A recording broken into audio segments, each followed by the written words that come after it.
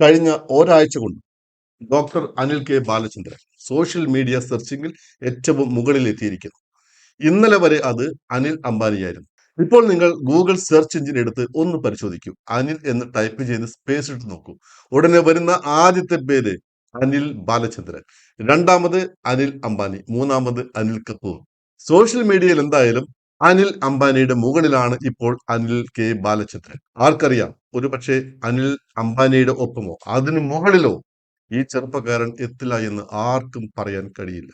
കാരണം ഈ ലോകത്തിന്, ഈ പ്രപഞ്ചത്തിന് ഒരു സ്വഭാവമുണ്ട്. ആളുകൾ കൂട്ടമായിട്ട് ആക്രമിക്കുമ്പോൾ, ആളുകൾ അപമാനിക്കാൻ ശ്രമിക്കുമ്പോൾ, തിരിഞ്ഞോടാത്ത ആളുകളെ ഉയരങ്ങളിലേക്ക് ഉയർത്തിവിടുന്ന ഒരു ശക്തി ഈ പ്രപഞ്ചത്തിലുണ്ട്. കാക്കകൾ കൂട്ടമായി ആക്രമിക്കാൻ വരുമ്പോൾ പരുന്ത് പ്രതികരിക്കാറില്ല. പരുന്ത് പതുക്കെ ഉയർന്നു പറക്കും, അല്പം കൂടി ഉയർന്നു പറക്കും.